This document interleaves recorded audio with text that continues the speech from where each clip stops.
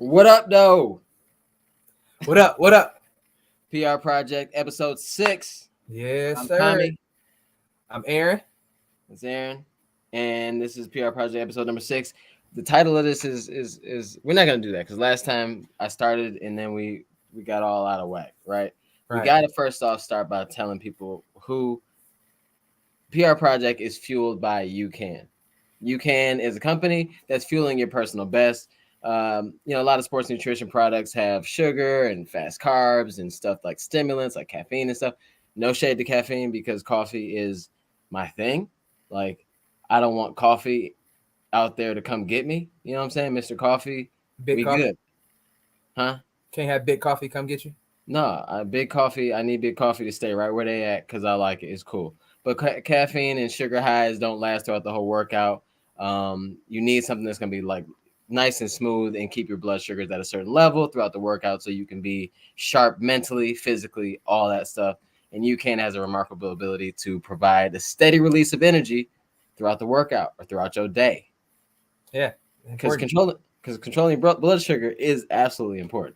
That is very important.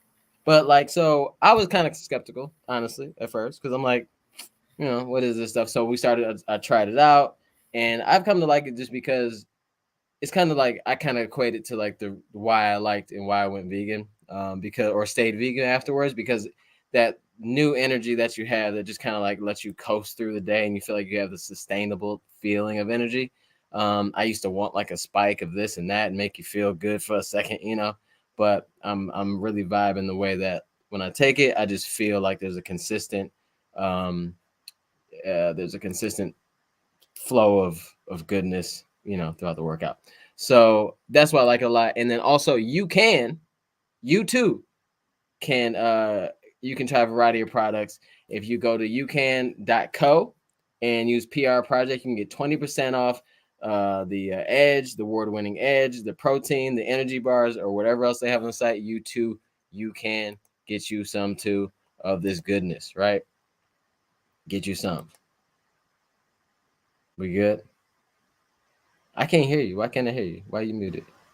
Oh, you muted yourself? I muted myself. I was typing, and Oh, then okay. my thing went in the regular chat and not the private chat. So you get the behind the scenes.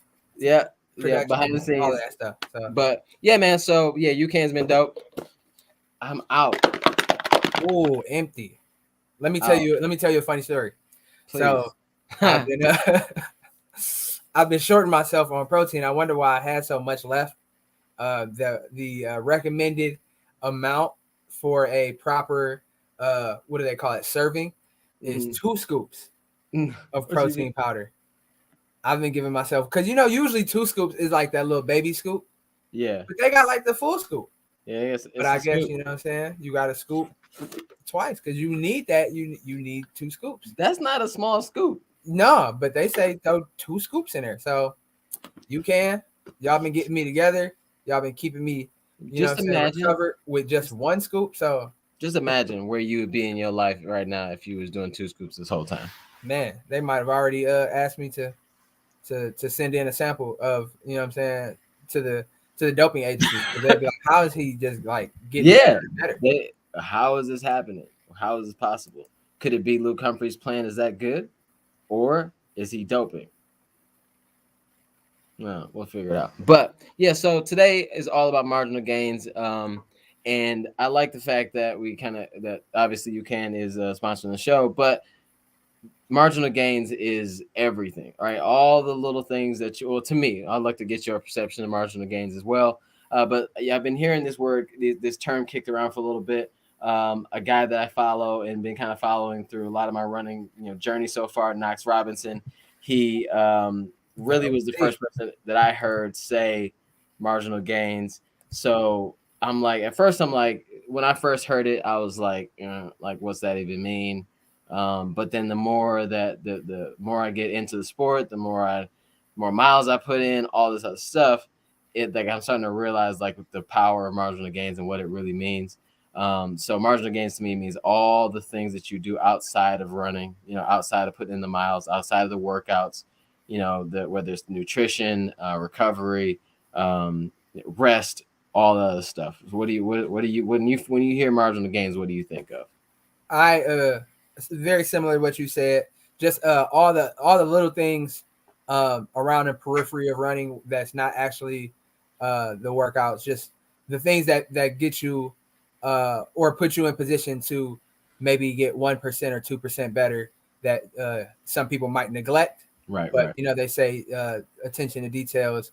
Well, they say the devil is in the details. So if you can really hone in on those details and those other things that you do other than the workouts, other Yeah. than the easy runs, other than just the main training, you really can find an extra few minutes or an extra few seconds even uh, around the edges and take advantage of that. So I think that's it's an important part, and it's almost Yeah. like a secret unlock, because Yeah. once you start doing it, you see like, okay, this is helping. This might not be that like secret, like, oh, this took 30 minutes off my marathon, Right. but it's just another tool in the toolkit for you to pull out and be like, okay, yeah, I applied this as well. Right. Right. All right. Well, yeah, perfect timing. We're gonna have Knox come on the show real quick to talk about this marginal gains concept. What's up, brother? Good to see you guys. Can you hear me? Yes, Yeah, sir. yeah, yeah. We can definitely hear you. We can hear you. Yeah. So we just talked about, yeah, what, yeah, I mentioned your name. You're the first person I really heard talk about marginal gains. For those that don't know, my bad. For those that don't know, this is Knox Robinson. Um, I've heard it said, if you could plug your ears, because I don't need you to get any more crazy than you are. I've heard you described as like the mayor of running in New York and maybe possibly LA a little bit, sort of, kind of, so far. But yeah, Knox has been putting in a lot of work. A lot of you have probably seen him on the iFit big screen in front of you, taking you through cool scenes in Africa. You've seen him on podcasts and all that good stuff. But thanks for being on the show, and want to kind of talk to you about this whole marginal gains concept, because you're the first person I really heard talk about it from a running standpoint. For sure. Yeah, the marginal gains thing, and the mic is okay. The levels are okay. Yeah, Yeah. you're good. You're good. The marginal gains thing is awesome because I first heard about it kind of coming out of the cloud around Oregon Project, Mm. Alberto Salad Bar, as we used to call him, and then also around the Tour de France and Team Sky. So kind of a whole cloud around Team GB and their elite efforts in the endurance sports, in cycling and running. And what they were describing as marginal gains when Team Sky was going out to the Tour de France. Tour de France, we know it's this epic race. They're going up on up the Alps on bicycles, and we know we had our own kind of like drug cheat back in the day who at least one work his way through the top of the peloton. But Team Sky took a total different approach, leaving aside any illegality that they may or may not have experimented with. They took it a step further. And so they traveled with their own mattresses, right? Like, so the Tour de France, they're staying in these little crappy chalets. Some of the teams are still smoking cigarettes, drinking red wine at lunch before they get in the race. And these English guys are like, you know what? We're going to just do everything right by the book. So they brought their own mattresses and they flipped out their own mattresses at the motel. They cleaned the bikes and the chains every night. Like every possible thing they wrote down that they could improve upon, instead of just being like, it's a race, isn't it? Maybe it rains, maybe it doesn't. They cataloged every single thing in the off season and then thought how they could improve it, Yeah. And they called it marginal gains, this idea that like the tiniest efforts lead to bigger things. Now, when you take it into the gray area and you're mixing asthma medicine at 10 times a doctor's prescription, then that might be a little bit of illegality. Yes, that's a little But heavy. I like the idea of marginal gains for regular folks like us, because what are the things that we can do in our lives to incrementally improve them? Yeah. Whether that's improving our relationship or being better family members or getting better sleep, hydrating better, double knotting our laces. And so for me, marginal gains for regular folks like us is the things that we can do when we're not trying to cheat to win the Tour de France, but what are the things we can do to improve our own personal excellence? I think like the first time when you said like marginal gains to me is when you started talking about ashwagandha.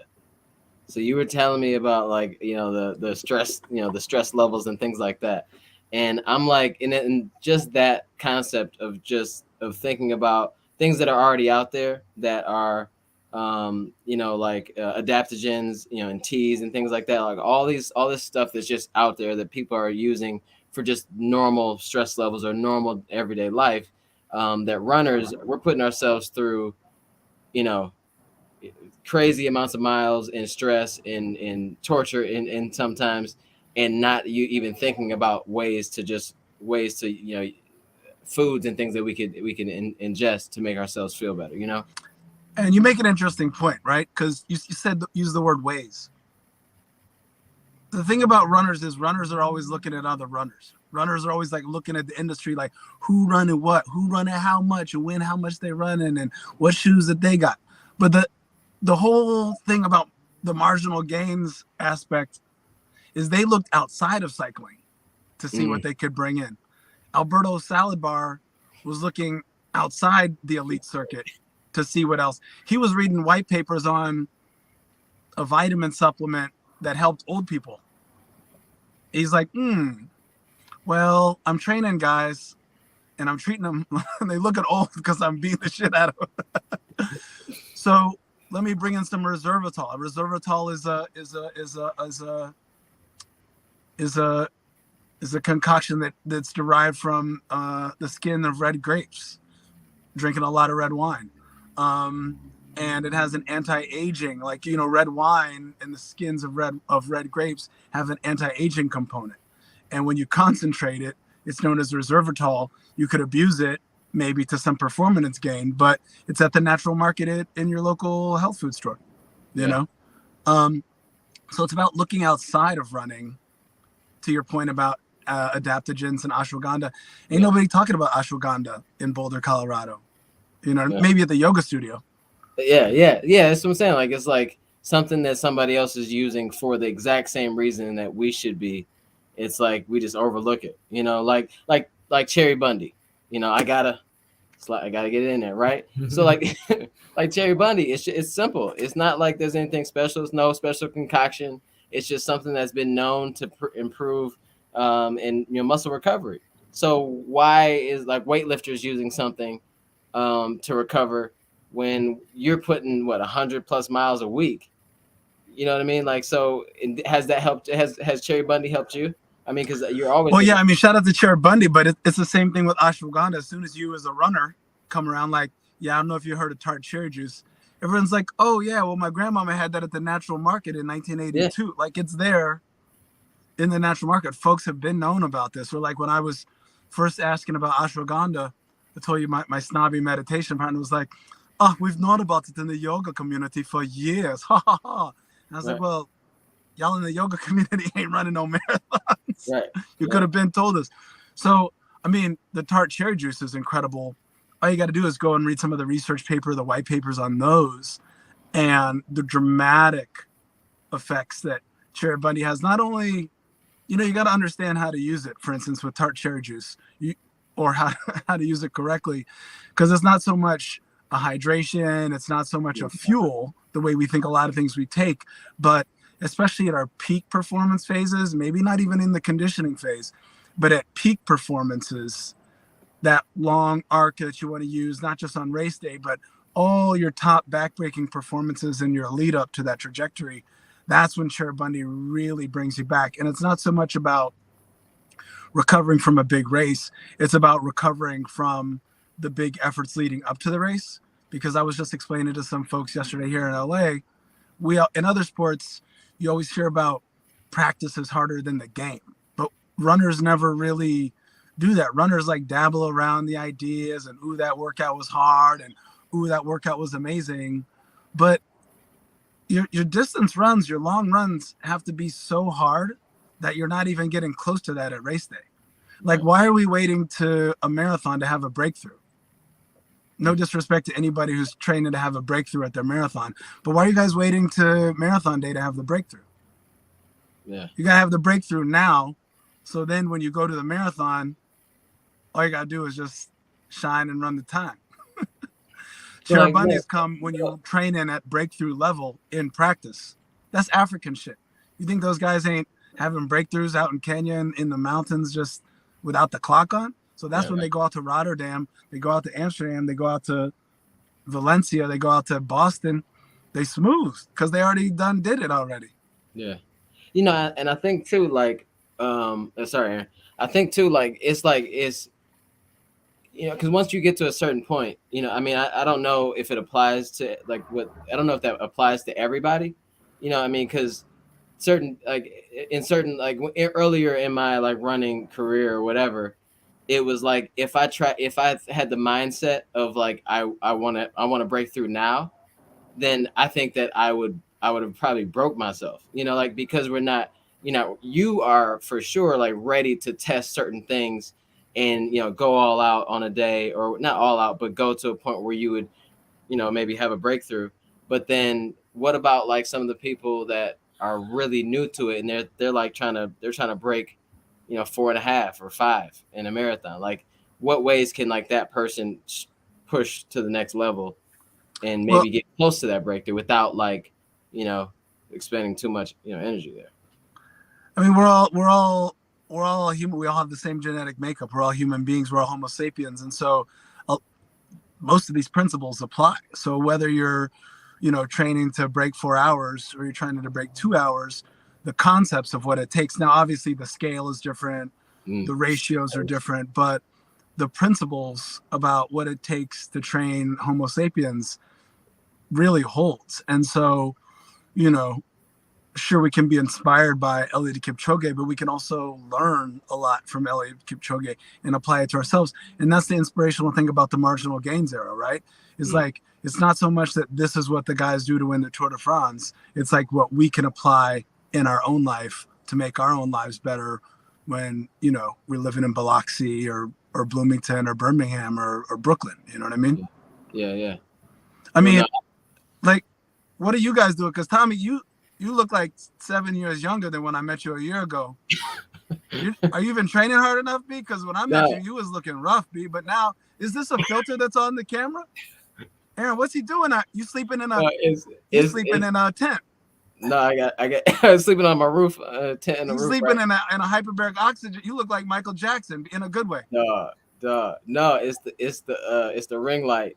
I got a ring light. That's good. You gotta get your lighting right. You know what I'm saying? It's a marginal gain. I thought the glow came from within, but you tell me I gotta get a ring light. No, it's really, you gotta be honest. It's really. Aaron, you made him get a ring light because when I met Tom, he was in his basement, I'm still in the basement holding the phone. He was like closing the door to the bathroom in the basement just to block out the sound, putting a towel over the door. Nah, that's the marginal gain. You know what I'm saying? Tommy been tapping in with all these Instagram influencers, and he like, he got the marginal gain. He got a creative director. That's what I told him. I said, "Oh, you got a creative director now? Oh, damn."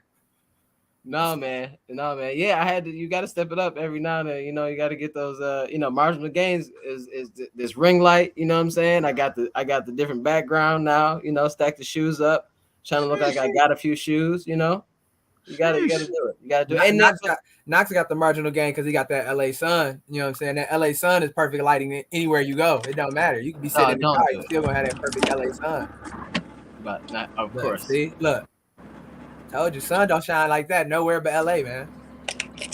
Not at all, dog. I'm mad. So yeah, we just ran and we was happy. It's 45 degrees. We just ran 18 miles today and we happy about the 45. I'm capping. Hold on. Tell me. So what's happening? No, we just ran 45. We just ran this 45 degrees and we was happy. You out here in LA, got the sun that lasts 25 hours a day. It's hard out here, but I was trying to see right now my own marginal gains. If over-indexing on the volume can, kind of like overcompensate or supercompensate for altitude.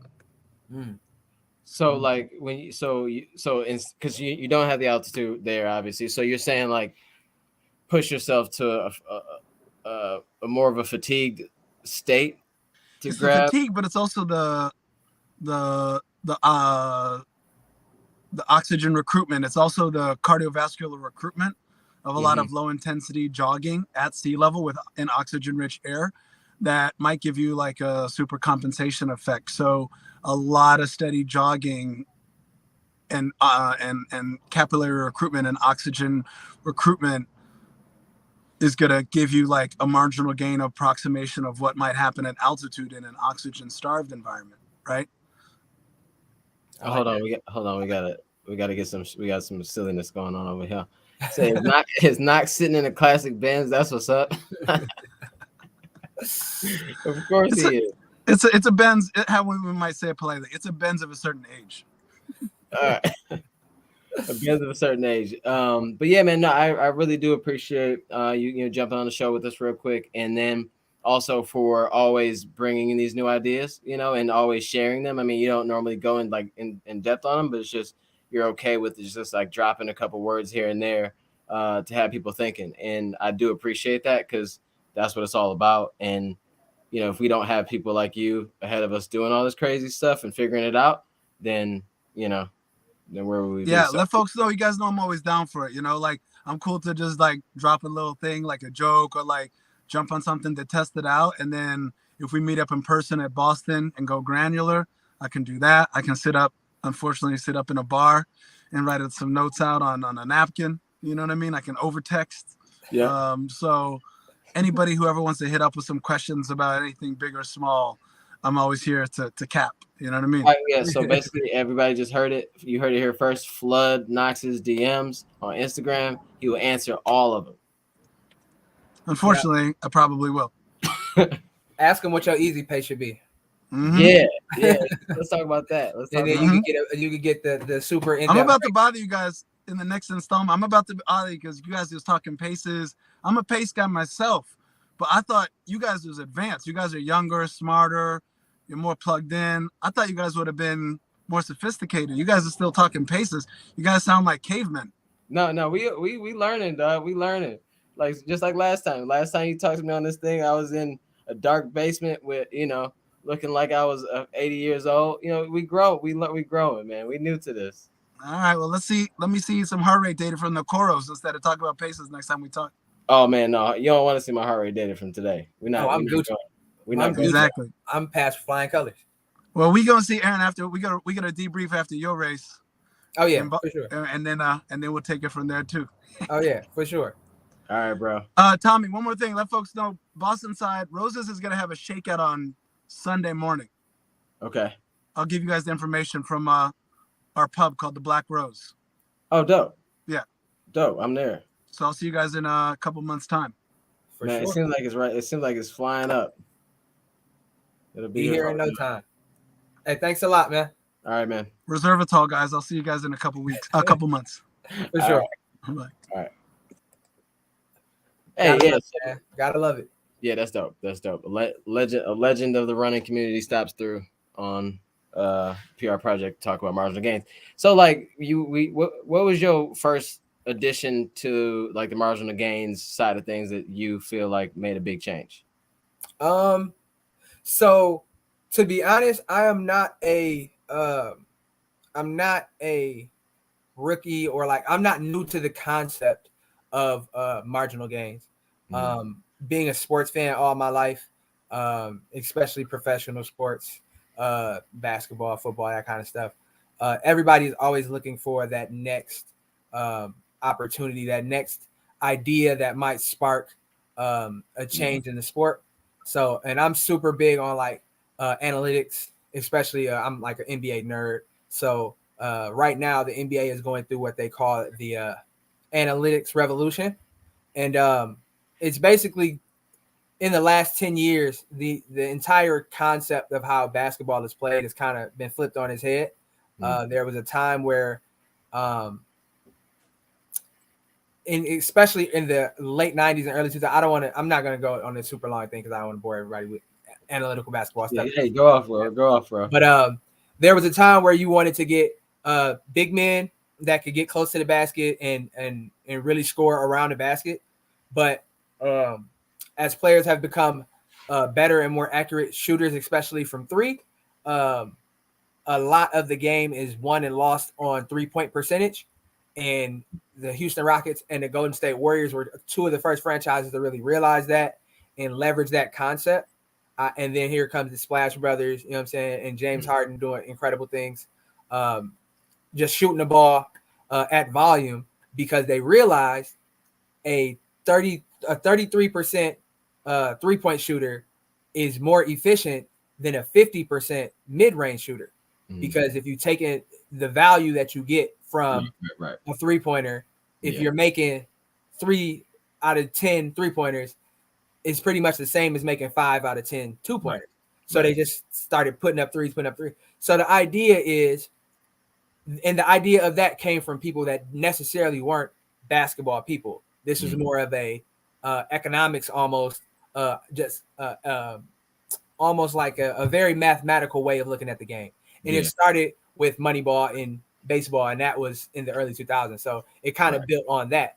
So the idea of marginal gains for me is not a new concept, but it's definitely something that I've paid much more attention to lately. And a few of the things that I've been able to incorporate in this training block is I'm just super big on ice baths lately. I ice bath after every long run on Sunday.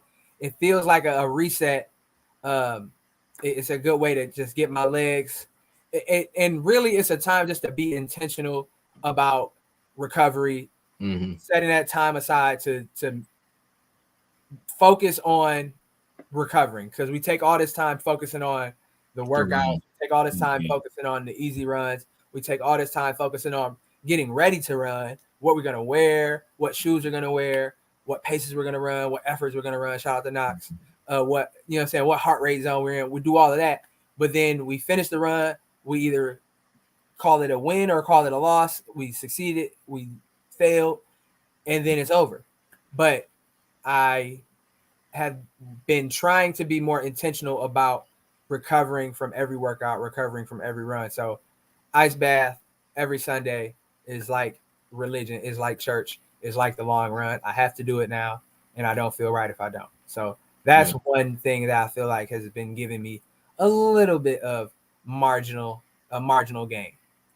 Well, yeah, I mean, I think there's probably more credit than just a little. I mean, because ice baths have been proven in so many ways to help, regardless. But then because you're looking at it from a very intentional standpoint, and I think that's a really good point though too. Is like some of this stuff is like we all know we're supposed to do, foam rolling, which is a way for a marginal gains, because the benefits of foam rolling will just help you stay out there longer, help you remain injury free or avoid injury as long as possible. You're supposed to be doing, taking protein after a run. You're supposed to be, getting good sleep, all these other things. But I think it's the intention behind doing so. I think is a game changer. On top of the benefit. Because every discipline in general doesn't mean just the discipline to go out and run is one thing. You got that. We all got that most of the time. We go out and run just because what we do. But then the discipline to continue the process as much as possible throughout your life helps when you're in those moments when you had to grit it out or whatever, you remembered all the things that you did to get to that point and be where you are, on top of the benefits that actually like a Cherry Bundy will play, or like a protein after a run will play. So I think the ice baths are huge. I I tried to put my feet in ice water yesterday. And my son sat next to me and watched me act like a 5-year-old. Like I literally hovered my feet over the water, and he's like, "Just put your feet in." And I'm like, "You need to go away. That's what you need to do. Walk away, son, before you get somebody say something to you the wrong way." But he was telling you the truth. I understand, Aaron. I understand. Some people, I just don't like it. I'm trying. I'm trying. That's all I can say is I'm trying to be better. Because you're never gonna love it. You probably will never like it. But when you just focus on, I'm doing this in order to be better, you have to. And let me tell you a secret. The feet are the worst part. Like that's the worst part of it.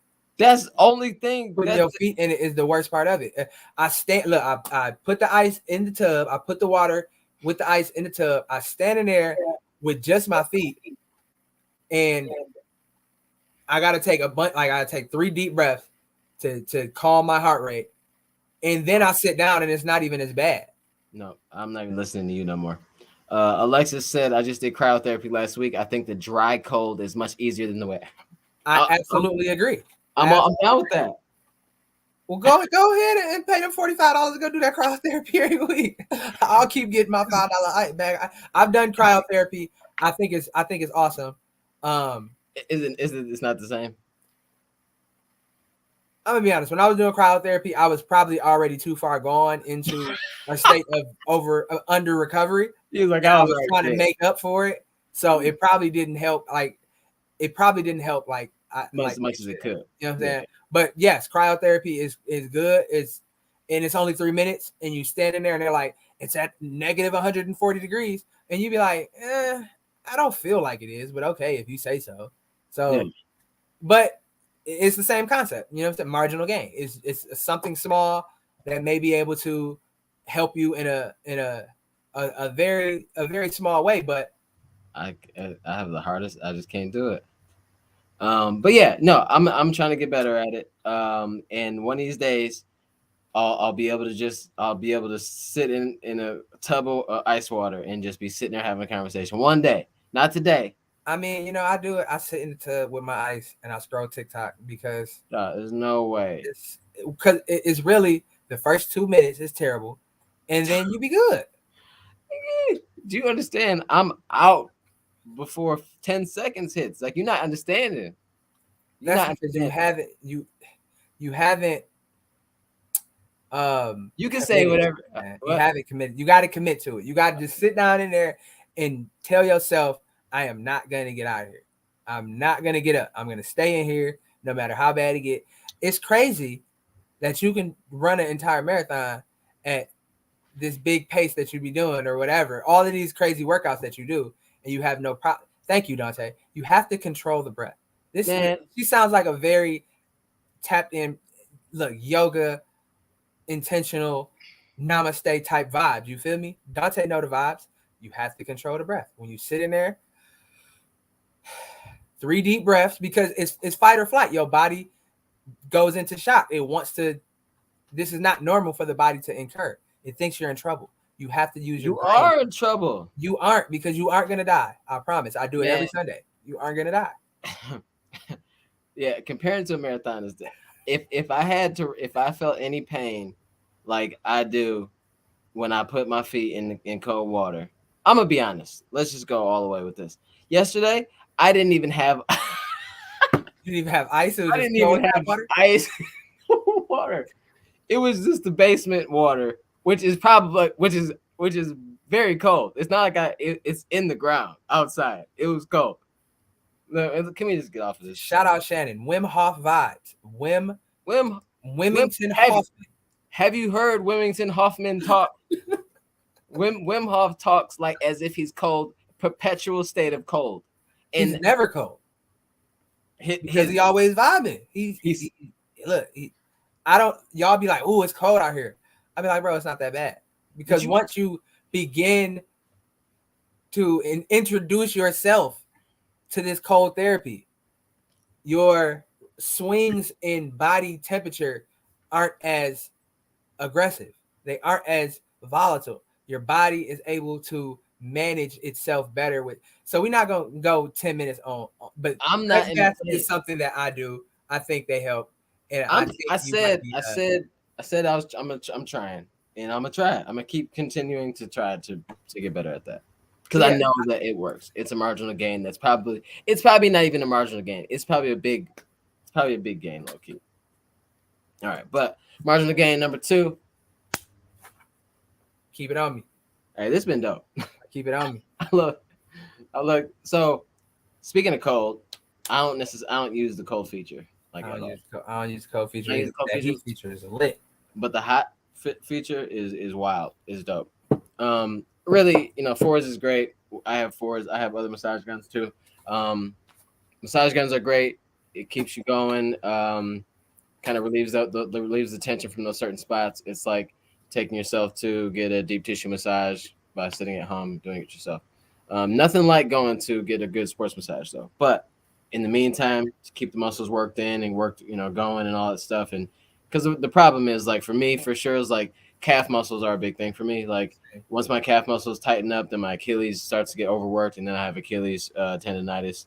So it's like I need something to kind of keep the calf muscles, kind of loose or whatever, and ready to go. But then also I use the heat part on my Achilles before runs too to kind of like warm them up a little bit. Yeah. So that's been helping because me, like it'll be like every other week or so I'll have like some type of tightness in my Achilles, and I haven't since I got this actually. So it's been dope. Yeah, and just like all the other stuff, when you have that, whether you sit on the couch and watching Netflix or something, and you just pull out your massage gun, and you're being intentional with recovery, you're being intentional with doing something for yourself to make yourself feel better. Mm-hmm. And whether it's helping you from a physiological standpoint is, what I'm saying, that can be questioned. It remains to be seen. But mentally, you are being intentional about self-care. You know what I'm saying? It's self-care for sure. You're doing something to promote some sort of positivity and some sort of love within yourself. And I'm not trying to get too hippie, weird, like super deep with it, but I think that goes a long way because we do a lot of stuff in life that that is not necessarily feeding us. We kind of do it because we have to, whether it's what we do at work or whether it's, not saying you don't like take care of your kids and your family out of love, but sometimes it can be stressful. So to do something that's taking that you feel in your mind is taking away from the stress and you're taking time for yourself, I feel like that alone is a marginal gain. And not just in running, but in life as well. Because if you can bring down that cortisol, if you could bring down that stress a little bit, it's a net gain for sure. Whether you're trying to run a marathon or you're trying to just become a more well-rounded, a more grounded person, removing some of the stress from your life goes a long way. Yeah, like that, like the whole thing about the ashwagandha thing. Ashwagandha is a root that like it comes in a powder form, and you can put it in like tea or coffee or whatever it is. But essentially, capsules. Yep. Essentially, it lowers your stress level, and from a day to day, like it's a stressful life, whatever, that helps. But then at the same time, what we're doing out there, whether you're doing 20 miles to 100 miles, you're putting stress on your body, and stress, whether it's mental stress or emotional stress or physical stress, it still releases pretty much the same chemical into your bloodstream and your system. Yeah. So stuff like that you can just add to your diet or your day is just, it's like a no-brainer, and Absolutely.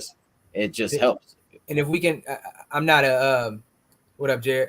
I'm not a scientist or anything like that, but from the research I've done, the way it kind of works, you have your cortisol, which is your stress hormone or whatever, stress hormone, stress hormone, and then you got testosterone, which is the hormone that kind of fuels your ability to do athletic things and things like that. The more cortisol, the higher your cortisol level is, the lower your testosterone levels are. So it makes it harder because the higher your testosterone level is, the more apt you are to dealing with physical stressors. The more apt you are to being able to push yourself. The better your perception of effort and fatigue is. So the higher your testosterone levels, the better your performance in athletic events, in athletic activity.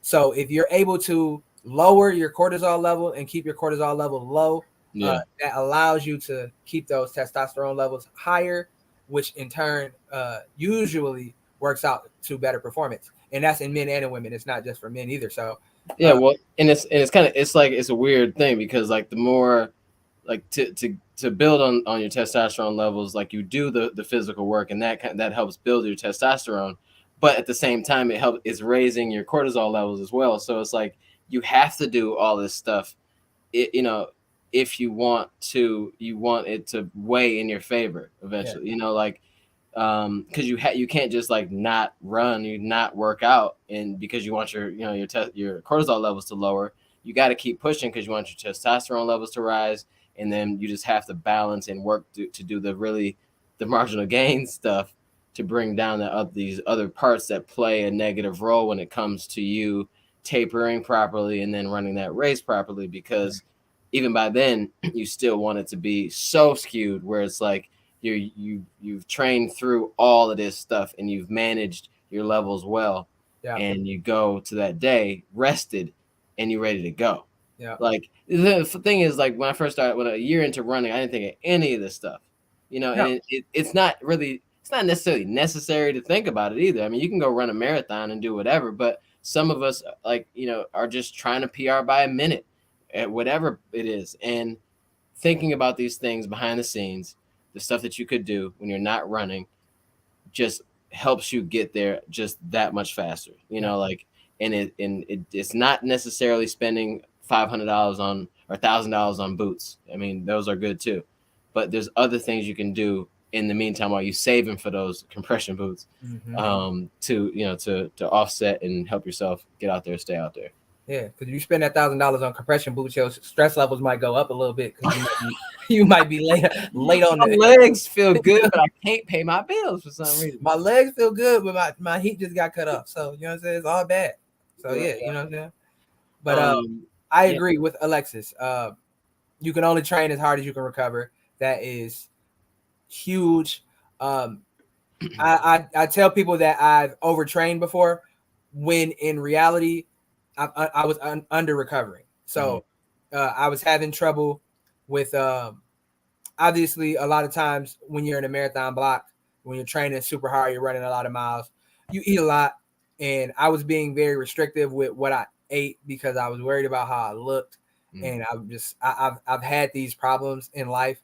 As I said previously on the stream, I used to be overweight. So I've kind of got to a point where I was obsessing about what the scale said. So for some reason, I thought it was a good idea. Maybe I should cut back on carbs a little bit in the middle of a marathon training block. And that probably isn't the rightest thing to do. And in retrospect, I can look at myself and say, yeah, you were probably wilding.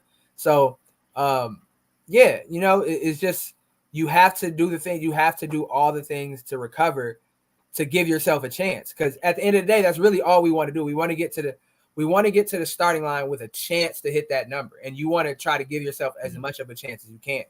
But if you're doing a bunch of things that are working against the odds for you, then you're giving yourself less and less of a chance. And you're going to get to the start line on race day.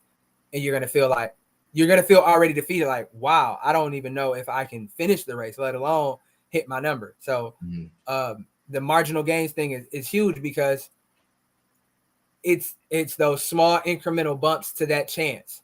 Yeah. So whereas you might have went out last year with a 50% chance of hitting that number, those marginal gains, they might take you up to 60, they might take you up to 70, they might take you up to 75. And that might be enough for you to lock in and knock it out the park. So everything that you can do to allow yourself to have a chance at the starting line is what you have to do. Yeah. It's like if, like, just like you want yourself from 1 year to the next or one race to the next. Like if you were to race yourself, you ran the same exact training block, same exact plan, did hit all the same paces, you weren't fatigued or or overtrained, but the you that did that does all the extra stuff and does the work outside of the training block, even though you have a mirror of a training block, you that did the extra things you're going to have a better day, and whether that's by 30 seconds of a PR or by 5 minutes or whatever it is. It just works out that way. Like, I mean, because like if you look at, we've been having a conversation within our friends, is like, marginal gains is, you think of the greatest that did anything that they do, is, they have all the stuff, they have all the tools, and they do all the work, they do all the practicing, they lift the weights, they do all these other things, but then they also like you reference a lot. LeBron James spends $1 million a year on his body and making sure that he can continue to to achieve at that level. And he's not sitting out of practice. My man practicing crazy, but he's doing all the other things as well. And that's just, I don't have $1 million to spend on that, but I can do the little stuff that that I was neglecting to do before. That everybody says, open a magazine, open up Runner's World. Yeah. It's gonna say all the stuff you're supposed to do. Yeah. We all know. You just gotta get down there and do it. Yeah, it's like the training and all of the runs, all of that is like the grocery. It's the main course, the main items that you need for the meal. Yeah, it's the marginal foundation. stuff Yeah. is kind of like that's the seasoning. That's what takes the meal from regular and bland to something that you want to eat every day. It's just that small. It seems like something small, but it makes such a big difference. So and you're not gonna, and that's the thing. Like especially now, like in this, like the way we are now, is like you need to see and feel stuff right away. You got to take this and you feel great that same day. It's the things that's not necessarily gonna happen unless you like go, foam rolling and massage guns. That that's pretty immediate. But a lot of the things we're talking about, like taking protein after a run, or staying hydrated or doing cherry bundy, you're not gonna. It's not gonna be like, oh wow, I feel better tomorrow. yeah, It's just over time you will just be the incremental marginal gains is where it's at for sure. Yeah. But let's jump on these shoes, dog. We have 46 minutes. Yeah, let's do it. This could go on forever. But Yes, so we're gonna talk about Shoecase. We missed last week because there was this football game that was played on a Sunday. And we talked to them and they tried to get them to move it to a Saturday or a Sunday or Monday, but the NFL wasn't having it. So we decided we were just gonna back off and let y'all have that fun, happy Super Bowl Sunday to everybody else. And so we missed a week. And so we've run in a lot of shoes, but we're just going to sum it up by 3 shoes that have just stood over and above, or we just been rocking with lately. I'll let you go first, Aaron, and then we'll go through the shoes that I've been wearing. Okay, and forgive me because I missed the pre-production meeting that we were doing 3 shoes. I thought it was only 2. So I got 2 shoes. I got the 2 shoes. I've only ran it since the last time we spoke. PR Project Stream, PR Project family. Since the last time we spoke, I've only ran in 2 pair of shoes that I haven't spoke about on the stream already. So instead of giving you a rerun of stuff that we already did, I got two new shoes for you. So I think you'll be interested. So shoe number 1, I took this shoe out for a hill repeat workout. I took this shoe out for the long run today. And I took the shoe out for something else that I don't remember, but it was something. And it is the Hoka Carbon X3. Hey, I think Tommy talked about this shoe before. Tommy definitely talked about this shoe on the stream before. I didn't have this shoe when Tommy was talking about it, but now I have it, and it looks like a tangerine in my hand or something. I don't know, but yes, Hoka Carbon X3. I like this shoe. Today on the long run, when we first started running, I kind of felt like this is a bit firm. This might be a problem. But I felt like once we got rolling, I was fine. It held up. No hot spots, nothing crazy. It's a super comfortable shoe. Yeah. For like a super shoe, it's a really comfortable shoe. I agree. I really like the upper, super cozy. I didn't need anything super breathable today, obviously, because it wasn't super hot, so my feet weren't getting super hot. But all in all, I like this. Not quite as much as I like the Rocket X. That is very nice. But this is a solid. I can see this is a solid shoe to take out for a workout when you need a little bit of speed. It is a solid shoe, and part of me is a little dirty. We are training and we really training. You know what I'm saying? We really be running. This is not just cute stuff. This is like real work. These are real tools, real equipment. So I like it. Long run shoe. Might be a little overkill for an everyday trainer, but great for long run, great for workouts. I like it. I like the carbon. Yeah, I think the X2 was a little less, was a little more firm than that. So that's why I was disappointed in the X2. And I feel like a shark when I have these on, because it's like a shark fin back here or something. They look sweet. They look sweet. Well, you was up ahead when you dropped us today. You mean when you made a stop for the restroom, right? Okay, cool. I got you. All right, next shoe. Next shoe. Oh, we're not gonna go back and forth. We're gonna do mine and then. No, yeah, man. You guys Okay. Oh, So, fine. I can do. no. Do yours. People tired of hearing me talk. Go ahead, talk. All right, yeah. You've been talking too much. All right. So Nothing when I was on here. this is a shoe that you talked about on the show, and I'm not even sure if you really were feeling it or not. I don't know if you talked about it yet. I know what you're talking about, and The I kind of Saucony Endorphin Shift yes, 2. sir. I'm sorry, Yes, sir. sorry, Saucony. This is the Shift 2. Yes, I should change that. I got But you. Just talk. I got you. it's Saucony Shift 2. It's kind of like the Rocket X 3 feel, or Carbon X 3 feel, because it's a little firmer than I thought it was going to be, because um, the endorphin shift the Saucony endorphin line, with the shift, then the endorphin speeds, Yeah. and then the endorphin Pro. pro, And the Pro Plus. and the pro plus now. But I think that that's supposed to take the place of the last one. But Yeah. but they're all really soft, like midsoles. So I thought that this was going to be the same thing. I thought it was going to be real plush and like more of a workhorse, like real slow turnover ish type of easy day shoe. But it's much more firm than I thought it was going to be. But I really like the shoe. Like, I've worn it 3 times without, I've reached for it, like a day where I felt tired. I just, for some reason, I just like the combination for me of, I mean, it is a little bouncy and it's got some pop to it. So I feel like I just like it. I feel like it kind of reminds me of a like when the way the kind of the ride I went through for like the Nike, what was that one that was like Infinity? Yeah. I agree. Like, I didn't like the first run, but then as I've been wearing them, they kind of get better and better. And for some reason, they're a big shoe, but I feel like I can turn them over pretty quickly. Like they seem like a fast training shoe. Yeah. The only issues I've had with the endorphin shift 2 is just for some reason my left foot around the arch on the inside is just a I don't know. It's around mile 3. Every time I run it around mile 3, I just get a kind of weird feeling right there on my left foot. But once I get through it, I don't think about it anymore. But so I've ran in them a couple times, but I'm gonna take them out a little more and see. Yeah, because I got 3 runs in. I think I'm at like 25, 30 miles with them, and I've been liking them. I think that they'll be around for me for a minute, I think. Nice. What's your next one?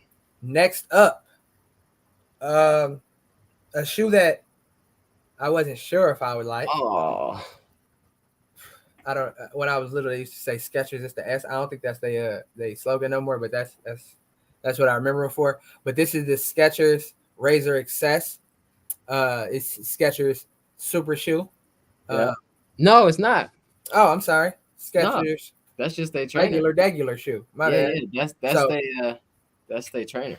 Shout out to Meb Kefleski and the Skechers team. I enjoyed this shoe.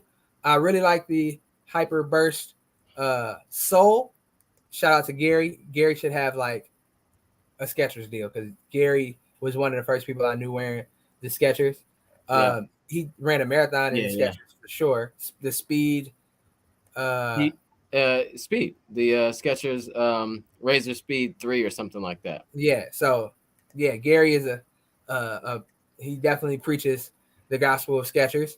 The only problem I had, and I don't know if it was caused by this shoe, but it might have been the shoe sock combination that kind of threw it off. But I did have some hot spots on my left big toe, and on my right pinky toe. This shoe actually gave me some blisters, so I wasn't happy about that. This upper leaves a bit to be desired by me personally. But it doesn't remind you of the upper in like the Nike Vaporflies? It does, but the Vaporfly is more knit. Yeah. Well, the Vaporfly 2 is more knit. Yeah. It's much more like the upper on the first version of the Vaporfly. Yeah. Next percent. So yes, I agree, but it's not a bad shoe. It is super light. Like I think that probably takes some getting used to though too, because when you're used to a trainer or just any shoe normally, except for like a race shoe, and you're used to weighing a certain just weighing a certain amount or whatever. Yeah. You're not used to like your feet not having the extra couple ounces there, and it does make a difference. Yeah. And I put a lot of miles on the first ones of those I had in, and I loved them. But and did you run on a treadmill in those or I outside? did. I ran on the treadmill. Yeah, I think you try 'em- I think maybe one day when those blisters go away, just try to see if it's the shoe that did it, and then run Yeah. outside. I think it was the cotton socks.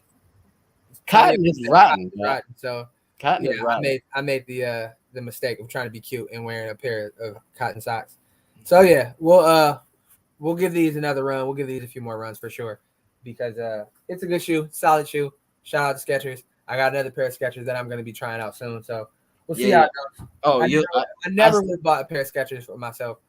I still think see you'll like. I think you'll like the next ones. All right, so I'm gonna come through. I'm gonna go with these first. So I got for my second shoe that I've worn. I didn't wear this shoe twice, but I wore the second version. So we're gonna come with the Nike Vaporfly Next Percent.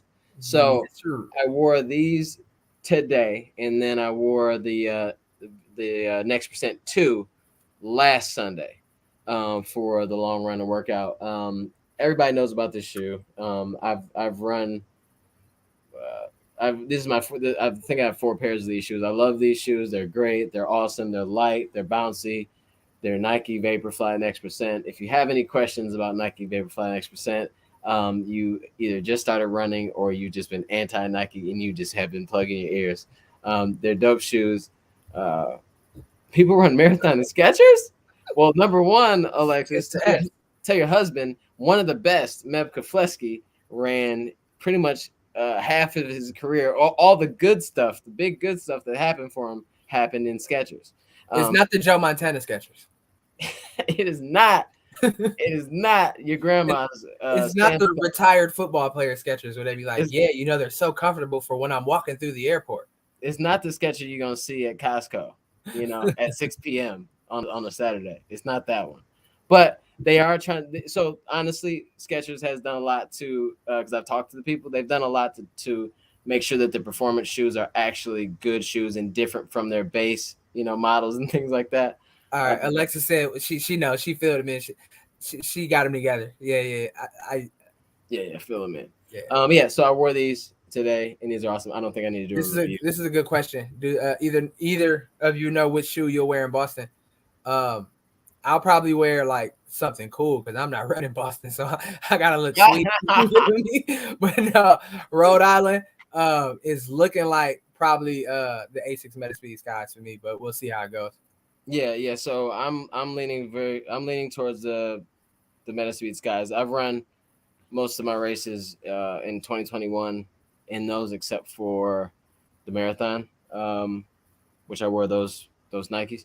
But yeah, I'm leaning towards those, and I don't think there's going to be much to change the idea. I did grab a new pair of shoes that I'm very concerned and see if I'll like them, but we'll see.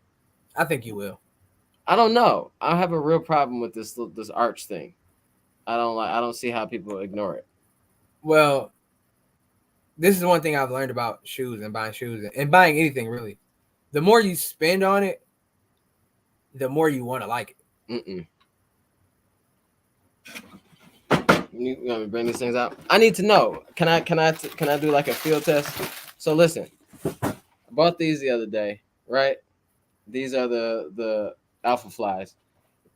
Can somebody tell me can you see in there? There's this little thing right here, this edge right here, right there.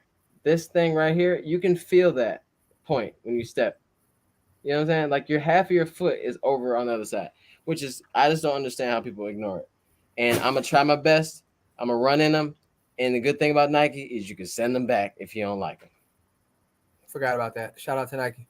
Shout out to Nike for that great policy. What about your next shoe, sir? I told you I only had 2. So I guess I'll all right, no. Act like I got another. Okay, I'm pulling out these. Look at these disgusting. Yes, sir. Disgusting Brooks Hyperion whatever. Elite. Hyperion Elite. Hyperion Elite 2. I was about to say Tempo. Hyperion Elite 2.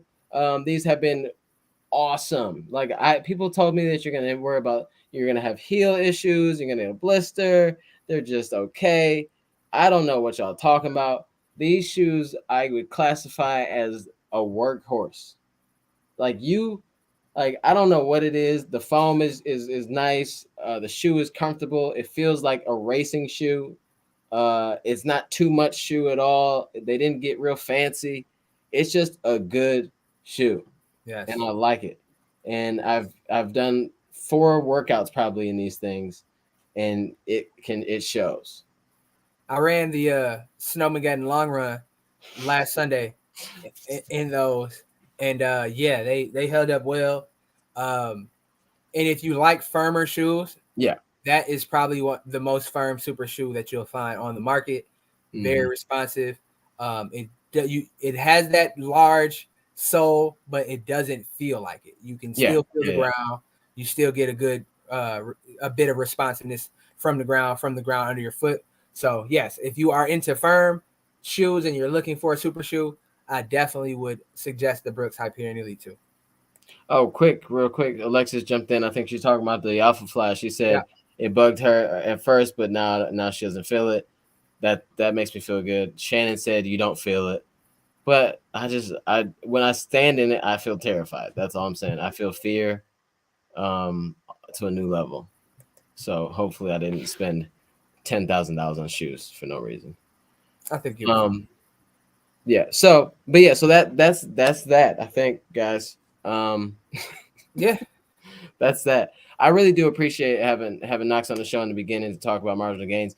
If you don't know Knox, definitely go to Instagram. His Instagram handle is at First Run, FIRSTRUN.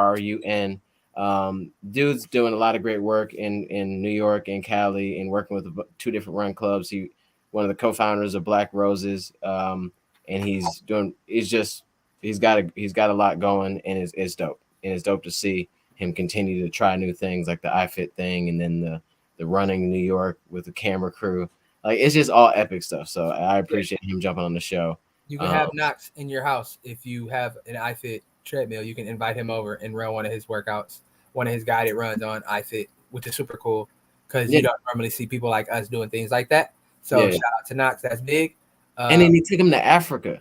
Took him to the motherland. Yeah, that's dope. Beautiful. That's dope. Beautiful. But that's the OG in the running game, man. He's been doing this for a very long time, and he's done a lot of cool stuff. And still running like 239, 240, like out the door. Yeah, and I ain't even trying to like gas him, but didn't he write the article in GQ about Elliot Kipchoge? Wasn't it him? I think that was no. I don't know. I think that was him, bro.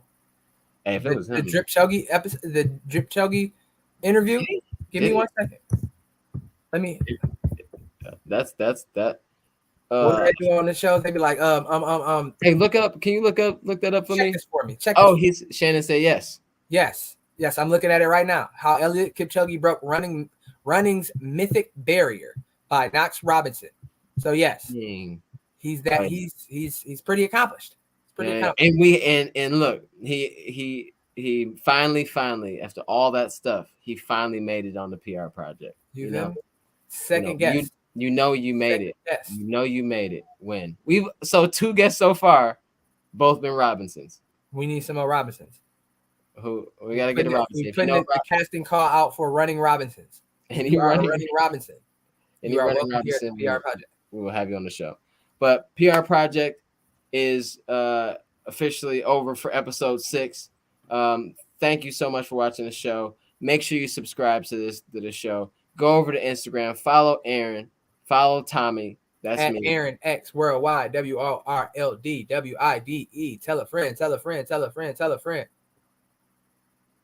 And then I guess I'm just at Tommy Runs.